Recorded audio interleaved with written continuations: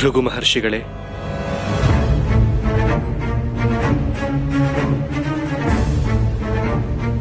ಮಹಾವಿಷ್ಣು, ಇನ್ನಾವ ಮಹಾ ಕಾರ್ಯವನ್ನು ನಮ್ಮ ಕುಟುಂಬಕ್ಕೆ ಮಾಡಲೆಂದು ಬಂದಿರುವಿರಿ?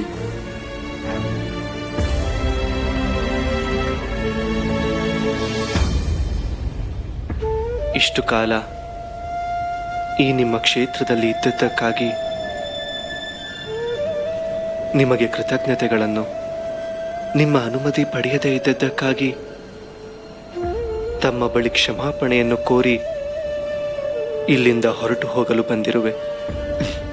ಅಂದರೆ ನನ್ನ ಮಗಳನ್ನು ಪಡೆಯದೆ ಮರಳಿ ಹೋಗುತ್ತಿರುವಿರಿ? ಒಂದು ರೀತಿಯಲ್ಲಿ ನಮ್ಮಿಬ್ಬರ ಪರಿಸ್ಥಿತಿಯೂ ಒಂದೇ.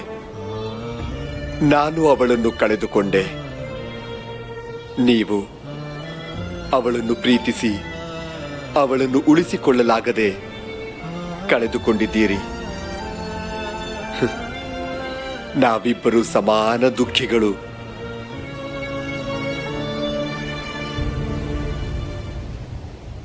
ಈ ಹೂವು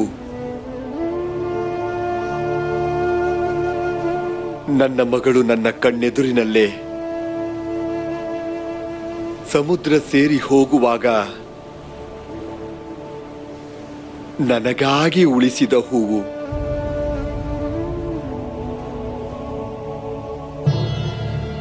ಅವಳು ಇಷ್ಟಪಟ್ಟಂತೆ ನಾನು ಅವಳ ಕೈಯನ್ನು ಹಿಡಿದು ನಿಮ್ಮ ಕೈಯಲ್ಲಿ ಇರಿಸಿ ಪಾಣಿಗ್ರಹಣವನ್ನು ಮಾಡಲು ನನ್ನಿಂದ ಸಾಧ್ಯವಾಗಲಿಲ್ಲ. ಆದರೆ ಈಗ ಅವಳ ಸ್ಮರಣೀಯ ಹೂವನ್ನು ನಾನೇ ನಿಮ್ಮ ಕೈಯಲ್ಲಿ ಇರಿಸುತ್ತೇನೆ.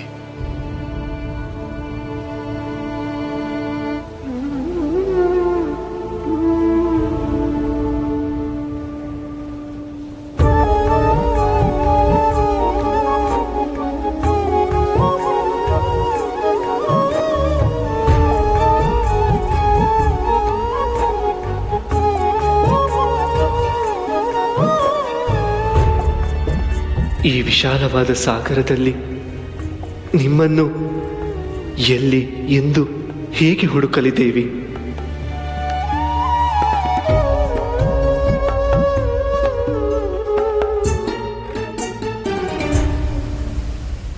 ನಾರಾಯಣ ನಾರಾಯಣ. ದಿವ್ಯ ರತ್ನಾಭರಣ ಪೀತಾಂಬರ ಭೂಷಿತ, ಮಣಿಮುಕುಟ ಕೌಸ್ತುಭ ಶೋಭಿತ, ಸುರ ನರ ಮುನಿಗಣ ಸಂಪೂಜಿತ, ವೈಕುಂಠಪತಿ ವೈಕುಂಠರಮಣ, ನಾರದಾದಿ ವಂದಿತ, ನಮೋ ನಮಃ ನಮೋ ನಮಃ. ವೈಕುಂಠದಲ್ಲಿ ಮತ್ತೆ ನಿಮ್ಮನ್ನು ನೋಡಿ ನಾನು ಧನ್ಯನಾದೆ ಪ್ರಭು, ಧನ್ಯನಾದೆ. ದೇವರ್ಷಿಗಳೇ, ನಿಮ್ಮ ಅಪೇಕ್ಷೆಯಂತೆ ನಾನು ವೈಕುಂಠದಲ್ಲಿದ್ದೇನೆ. ಈಗ ನಿಮಗೆ ಸಂತೋಷವಾಯಿತೆ? ವೈಕುಂಠಪತಿ ಇಲ್ಲಿ ಸರ್ವಾಲಂಕೃತರಾಗಿ ವಿರಾಜಮಾನರಾಗಿದ್ದರೆ ತಾನೇ ನಿಮ್ಮ ಭಕ್ತರಿಗೆ ಆನಂದವಾಗುವುದು.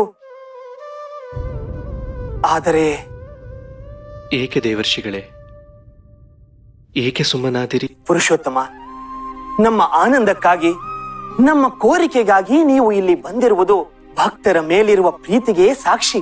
ಮಾತೆ ಲಕ್ಷ್ಮೀ ದೇವಿಯನ್ನು ಇಲ್ಲಿಗೆ ಕರೆದುಕೊಂಡು ಬರಲಾಗದೆ ಹಿಂದಿರುಗಿರುವಿರಿ. ಪ್ರಭು, ಮಾತೆ ಇಲ್ಲದ ವೈಕುಂಠ ಕಾಂತಿ ಇಲ್ಲದ ವಜ್ರದಂತೆ, ಪರಿಮಳವಿಲ್ಲದ ಸುಮದಂತೆ. ಅದನ್ನು ನಿಮ್ಮ ಮುಖದಲ್ಲಿ ನಾನು ಕಾಣುತ್ತಿದ್ದೇನೆ ಮಧುಸೂದನ. ನಿಜ ದೇವರ್ಷಿಗಳೇ. ಮಹಾಲಕ್ಷ್ಮಿ ಎಂದರೆ ಸಕಲ ಸೌಭಾಗ್ಯ, ಮಹಾಲಕ್ಷ್ಮಿ ಎಂದರೆ ಸಕಲ ಸಂಪತ್ತು, ಮಹಾಲಕ್ಷ್ಮಿ ಎಂದರೆ ಸಮೃದ್ಧಿ, ಸಂತೃಪ್ತಿ. ಮಹಾಲಕ್ಷ್ಮಿ ಎಲ್ಲಿ ಇರುವುದಿಲ್ಲವೋ ಅಲ್ಲಿ ಏನೇ ಇದ್ದರೂ ಸಂತೃಪ್ತಿ ಇರಲು ಸಾಧ್ಯವಿಲ್ಲ ಅಲ್ಲವೇ? ಅದರಿಂದ ಚಿಂತೆಯ ಅನುಭವವು ಆಗಲೇಬೇಕಲ್ಲವೇ? ನಿಜ ಮಧುಸೂದನ, ಈ ಚಿಂತೆ ಆದಷ್ಟು ಬೇಗ ಪರಿಹಾರವಾಗಲಿದೆ. ಮಾತೆ ಲಕ್ಷ್ಮೀ ದೇವಿಯವರು ಎಲ್ಲಿದ್ದಾರೆ, ಇಲ್ಲಿಗೆ ಎಂದು ಮರಳುತ್ತಾರೆ ಎಂಬುದು ಆದಷ್ಟು ಬೇಗ ತಿಳಿಯಲಿದೆ ಪ್ರಭು. ಅದನ್ನು ತಿಳಿದಿರುವ ನನ್ನ ಪೂಜ್ಯ ಪಿತಾ ಬ್ರಹ್ಮದೇವರು ನಮಗೆ ತಿಳಿಸುವ ಕೃಪೆ ಮಾಡುತ್ತಾರೆ. ನಾರಾಯಣ ನಾರಾಯಣ. ಯಾವಾಗಲೂ ಅದ್ವಿತೀಯ ತೇಜಸ್ಸಿನಿಂದ ಕಂಗೊಳಿಸುತ್ತಿದ್ದವರು ಸಾಮಾನ್ಯ ಮಾನವನಂತೆ ಕಳಾಹೀನರಾಗಿ ಭಗ್ನ ಪ್ರೇಮಿಯಂತೆ ಕುಳಿತು ಬಿಟ್ಟರೆ ವ್ಯಥೆಯಾಗುವುದಿಲ್ಲವೇ? ಈ ವ್ಯಥೆ ಕಳೆಯಲು ಇನ್ನು ಮಹಾಲಕ್ಷ್ಮಿ ವೈಕುಂಠಕ್ಕೆ ಆಗಮಿಸಬೇಕು. ಮಹಾಲಕ್ಷ್ಮಿ ಮಹಾವಿಷ್ಣುವಿನ ಸಮಾಗಮವಾಗಬೇಕು. ಮಾತೆಗೆ ಪ್ರಣಾಮಗಳು. ಮಹರ್ಷಿ ದುರ್ವಾಸ ಮುನಿಗಳು ಇಲ್ಲಿಗೆ ಆಗಮಿಸುತ್ತಿದ್ದಾರೆ.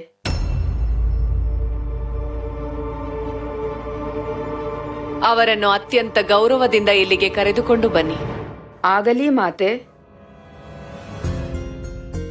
ಮಾತೆ, ದೂರ್ವಾಸ ಮಹಾಮುನಿಗಳು ಅನಿರೀಕ್ಷಿತವಾಗಿ ಇಲ್ಲಿಗೇಕೆ ಬರುತ್ತಿದ್ದಾರೆ? ಅವರು ಬಂದರೆ ಏನಾದರೂ ವಿಶೇಷ ನಡೆಯಲೇಬೇಕಲ್ಲವೇ?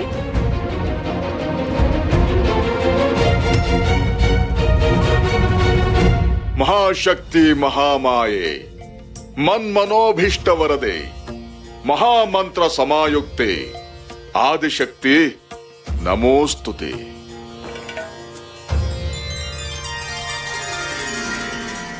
ನಮೋ ನಮಃ. ನಮೋ ನಮಃ. ಮುನೀಂದ್ರ ದುರ್ವಾಸ, ನಿಮಗೆ ಮಂಗಳವಾಗಲಿ.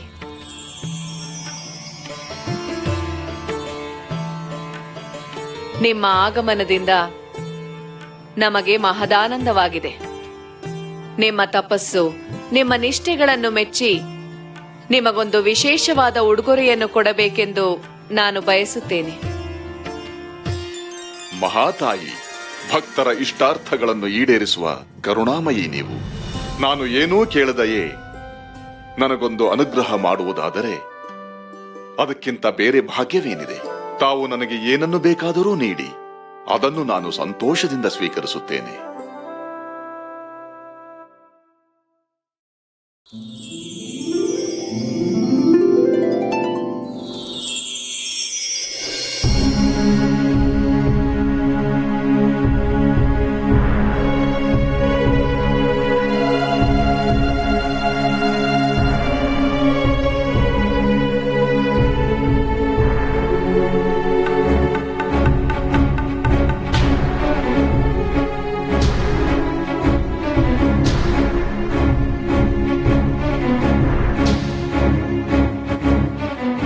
ಮುನಿವರ್ಯ, ಇದು ಅತ್ಯಂತ ವಿಶೇಷವಾದ ಹಾರ.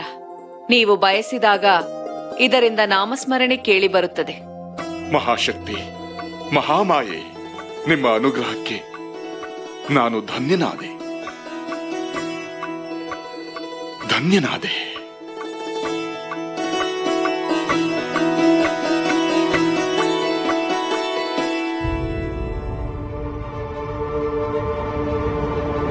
ಮಾತೆ, ನಮಗೆಲ್ಲ ವಿಚಿತ್ರವೆನಿಸುತ್ತಿದೆ. ದೂರ್ವಾಸ ಮುನಿಗಳು ಅನಿರೀಕ್ಷಿತವಾಗಿ ಇಲ್ಲಿಗೇಕೆ ಬಂದರು? ಅವರಿಗೆ ನೀವೇಕೆ ಮುತ್ತಿನ ಹಾರವನ್ನು ಕೊಟ್ಟಿರಿ?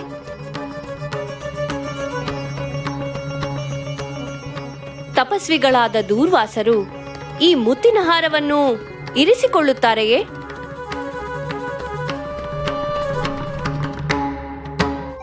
ಮಹಾವಿಷ್ಣು ಹಾಗೂ ಲಕ್ಷ್ಮೀ ದೇವಿಯರ ಸಮಾಗಮದ ಬಗ್ಗೆ ನೀವು ಮಾತನಾಡುತ್ತಿದ್ದಿರಲ್ಲವೇ? ಈಗ ದುರ್ವಾಸರು ಇಲ್ಲಿಗೆ ಆಗಮಿಸಿ ಮುತ್ತಿನ ಹಾರವನ್ನು ಪಡೆದುಕೊಂಡು ಹೋದುದರಿಂದ ನೀವು ಯೋಚಿಸುತ್ತಿದ್ದ ಕಾರ್ಯ ನೆರವೇರಲು ನಾಂದಿಯಾಯಿತೆಂದು ತಿಳಿಯಿರಿ.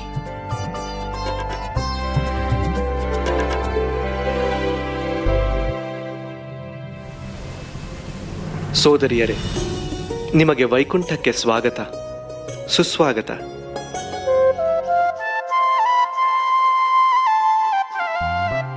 ಸಹೋದರ, ನಾವು ಇಲ್ಲಿಗೆ 2 ಕಾರಣಕ್ಕೆ ಬಂದೆವು. ಒಂದು, ರತ್ನಾಭರಣ ಶೋಭಿತವಾದ ನಿಮ್ಮ ಪರಮ ಮಂಗಳ ರೂಪವನ್ನು ನೋಡಿ ಧನ್ಯರಾಗಲು. ಇನ್ನೊಂದು ಕಾರಣ, ನಿಮಗೆ ಆನಂದ ಉಂಟಾಗುವಂತಹ ವರ್ತಮಾನವೊಂದನ್ನು ತಿಳಿಸಲು.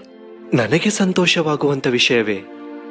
ಅದನ್ನು ತಿಳಿಯಲು ನನಗೂ ಕಾತುರವಾಗುತ್ತಿದೆ. ಮಹಾಲಕ್ಷ್ಮಿ ಮರಳಿ ಈ ವೈಕುಂಠಕ್ಕೆ ಬರುವಂತಹ ಕಾರ್ಯಕ್ಕೆ ಆದಿಶಕ್ತಿಯಿಂದ ಚಾಲನೆ ದೊರೆತಿದೆ. ಆದರೆ ಅದು ಯಾರಿಂದ, ಎಲ್ಲೆಲ್ಲಿ, ಹೇಗೆ ಮುಂದುವರಿಯುವುದು ಎಂಬುದು ಅವರಿಗಷ್ಟೇ ತಿಳಿದಿದೆ. ಸೋದರಿಯರೇ, ನಿಜಕ್ಕೂ ನೀವು ನನಗೆ ಆನಂದವಾಗುವಂತಹ ವಿಷಯವನ್ನೇ ಹೇಳಿದಿರಿ. ನನ್ನ ಮಹಾಲಕ್ಷ್ಮಿ ಮರಳಿ ಈ ವೈಕುಂಠಕ್ಕೆ ಆಗಮಿಸುವ ಆ ಶುಭ ಗಳಿಗೆಯನ್ನು ನಾನು ನಿರೀಕ್ಷಿಸುತ್ತಾ ಕಾಯುತ್ತೇನೆ. ಕಾಯುತ್ತಾ ಕುಳಿತರೆ ಸಮಯ ಸಾಗುವುದೇ ಹೊರತು ಸನಿಹ ಸಾಧ್ಯವಾಗುವುದಿಲ್ಲ. ಅದು ಸಾಧ್ಯವಾಗಬೇಕಾದರೆ ನೀವು ಈಗಲೇ ಮಹಾಲಕ್ಷ್ಮಿಯನ್ನು ಹುಡುಕಲು ಹೊರಡಬೇಕು. ಹೌದು ಅಣ್ಣ, ನೀವೀಗಲೇ ಗರುಡನ ಬೆನ್ನೇರಿ ಹೋಗಿ 14 ಲೋಕಗಳಲ್ಲೂ ದೇವಿಯನ್ನು ಹುಡುಕುವ ಕಾರ್ಯ ಆರಂಭವಾಗಬೇಕು. ಮಹರ್ಷಿ, ಮಹಾ ತಪಸ್ವಿ ಅನಸೂಯಾನಂದನ ದುರ್ವಾಸ ಮುನಿಗಳಿಗೆ ಈ ಇಂದ್ರ ಲೋಕಕ್ಕೆ ಸ್ವಾಗತ, ಸುಸ್ವಾಗತ. ದೇವೇಂದ್ರ, ನಿನಗೆ ಮಂಗಳವಾಗಲಿ. ನಿಮ್ಮ ಆಗಮನದಿಂದ ನಾನು ಧನ್ಯನಾಗಿರುವೆ. ಮುನಿವರ್ಯ, ನಿಮ್ಮ ಸೇವೆಗೆ ನಾನು ಸಿದ್ಧನಾಗಿರುವೆ. ನಿಮ್ಮ ಅಪೇಕ್ಷೆ ಏನೆಂದು ನನಗೆ ತಿಳಿಸಿದರೆ ನಾನು ಅದನ್ನು ಈ ಕೂಡಲೇ. ದೇವೇಂದ್ರ, ನಾನು ನಿನ್ನಿಂದ ಏನನ್ನೂ ಪಡೆಯುವ ಅಪೇಕ್ಷೆ ಹೊಂದಿಲ್ಲ. ನಿನ್ನಿಂದ ಯಾವ ಸೇವೆಯನ್ನು ಬಯಸಿ ನಾನು ಇಲ್ಲಿಗೆ ಬಂದಿಲ್ಲ. ಅದಕ್ಕೆ ಬದಲಾಗಿ ನಾನೇ ನಿನಗೆ ಒಂದು ವಿಶೇಷವಾದ ಕಾಣಿಕೆ ಕೊಡಲು ಬಂದಿದ್ದೇನೆ. ಮುನಿವರ್ಯ, ನಿಮ್ಮ ಮಾತನ್ನು ಕೇಳಿ ನನಗೆ ಅತ್ಯಂತ ಸಂತೋಷವಾಗುತ್ತಿದೆ. ಸ್ವತಃ ನೀವೇ ನನಗೆ ಕಾಣಿಕೆಯೊಂದನ್ನು ಅನುಗ್ರಹಿಸುತ್ತಿದ್ದೀರಾ ಎಂದರೆ ಅದನ್ನು ನಾನು ಅತ್ಯಂತ ಆನಂದದಿಂದ ಸ್ವೀಕರಿಸುತ್ತೇನೆ.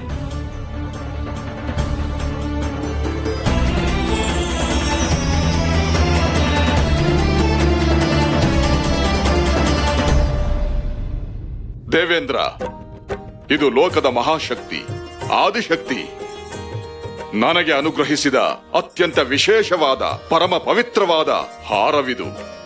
ಈ ಹಾರದಲ್ಲಿ ಓಂಕಾರದ ಪ್ರಣವ ಮಂತ್ರದ ಧ್ವನಿಯು ಕೇಳುತ್ತದೆ. ಇದು ಇರುವ ಕಡೆ ಸಕಲ ಸೌಭಾಗ್ಯ ಸಮೃದ್ಧಿ ಇರುತ್ತದೆ. ಮುನಿಯಾದ ನನಗೆ ಈ ಹಾರವನ್ನು ಇರಿಸಿಕೊಳ್ಳುವುದು, ಅದರಿಂದ ಸಕಲ ಸೌಭಾಗ್ಯವನ್ನು ಬಯಸುವುದು ತರವಲ್ಲ. ದೇವತೆಗಳ ರಾಜನಾದ ನಿನ್ನಿಂದಲೇ ಇದರ ಸದುಪಯೋಗವಾಗಬೇಕು ಎನ್ನುವುದು ನನ್ನ ಅಭಿಪ್ರಾಯ. ತಮ್ಮ ಈ ಅನುಗ್ರಹಕ್ಕೆ ಅನಂತ ವಂದನೆಗಳು. ನಿನಗೆ ಶುಭವಾಗಲಿ. ನಾನಿನ್ನು ಬರುತ್ತೇನೆ.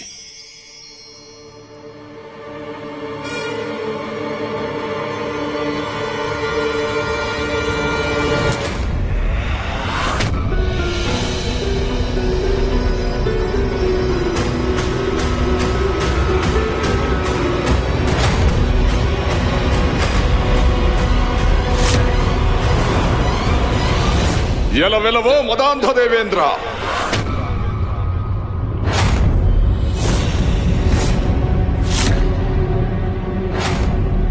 ಪರಬ್ರಹ್ಮ ಸ್ವರೂಪಿ ನನಗೆ ಕೊಟ್ಟ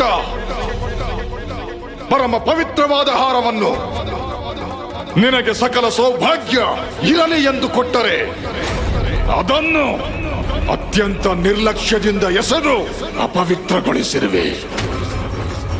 ಇದು ನನಗೆ ಮಾಡಿದ ಅವಮಾನ ಮಾತ್ರವಲ್ಲ, ಆ ಪರಬ್ರಹ್ಮ ಚೈತನ್ಯಕ್ಕೆ ಮಾಡಿದ ಅವಮಾನ, ಅವರ ಅನುಗ್ರಹಕ್ಕೆ, ನನ್ನ ಅನುಗ್ರಹಕ್ಕೆ ಮಾಡಿದ ಅವಮಾನ.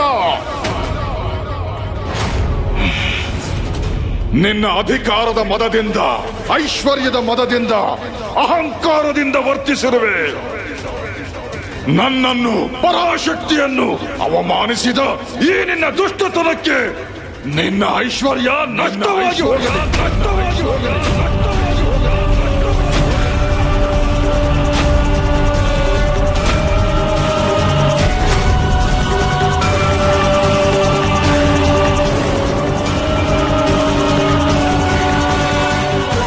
ನಿನ್ನ ಸಕಲ ಸೌಭಾಗ್ಯಗಳು ನಿನ್ನನ್ನು ತೊರೆದು ಹೋಗಲಿ.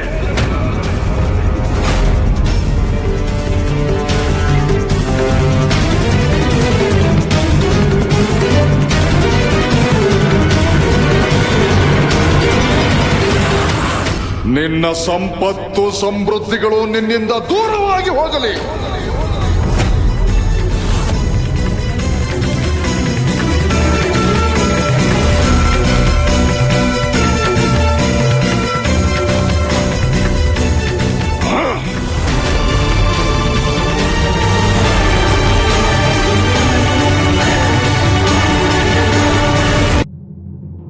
ದಾನವ ಕುಲಕ್ಕೆ ಜಯವಾಗಲಿ, ದಾನವ ಕುಲಕ್ಕೆ ಜಯವಾಗಲಿ, ದಾನವ ಕುಲಕ್ಕೆ ಜಯವಾಗಲಿ, ದಾನವ ಕುಲಕ್ಕೆ ಜಯವಾಗಲಿ.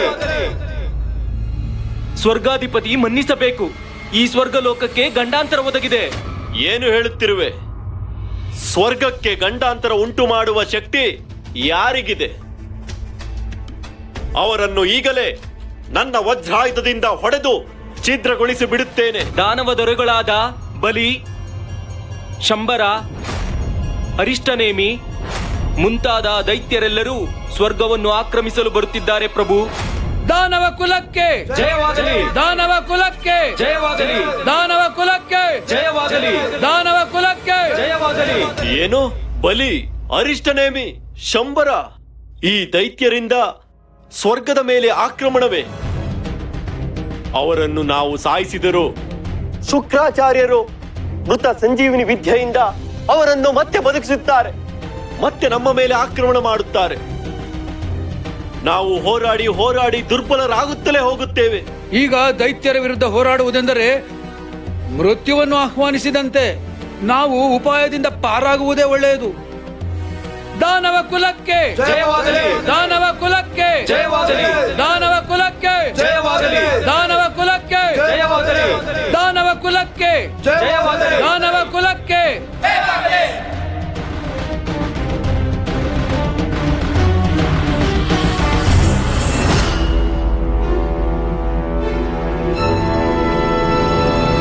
ದಾನವ ಕುಲಕ್ಕೆ ಜಯವಾಗಲಿ, ದಾನವ ಕುಲಕ್ಕೆ ಜಯವಾಗಲಿ, ದಾನವ ಕುಲಕ್ಕೆ ಜಯವಾಗಲಿ, ದಾನವ ಕುಲಕ್ಕೆ ಜಯವಾಗಲಿ.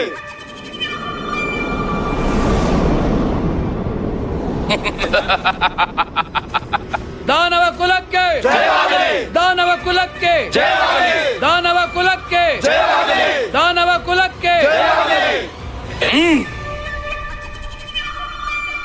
ಈ ಅಮರಾವತಿಯ ಸಿಂಹಾಸನದಲ್ಲಿ ಕುಳಿತು ತಾನೆ ಅದಿತಿಯ ಮಕ್ಕಳು ಅಟ್ಟಹಾಸ ಮಾಡುತ್ತಾ ತಿಥಿಗರ್ಭ ಸಂಜಾತರಾದ ನಮ್ಮಂತಹ ದಾನವ ಪ್ರತಾಪಶಾಲಿಗಳನ್ನು ತಮಗೆ ಪರಾಕ್ರಮವಿಲ್ಲದಿದ್ದರೂ ತಂತ್ರ ಕುತಂತ್ರಗಳಿಂದ ಸೋಲಿಸುತ್ತಿದ್ದದ್ದು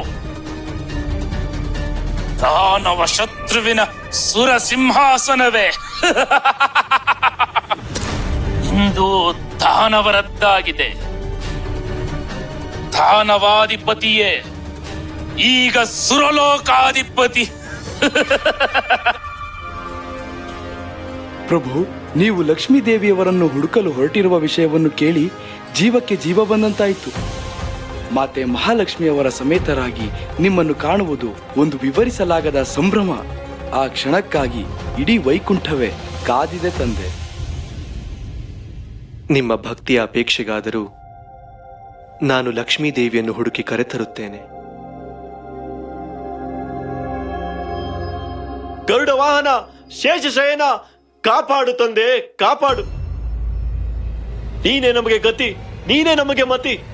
ದಾನವರ ಆಕ್ರಮಣದಿಂದ ಸ್ವರ್ಗಲೋಕವನ್ನು ತ್ಯಜಿಸಿ ನಾವೆಲ್ಲರೂ ಅತಂತ್ರರಾಗಿದ್ದೇವೆ ಪ್ರಭು.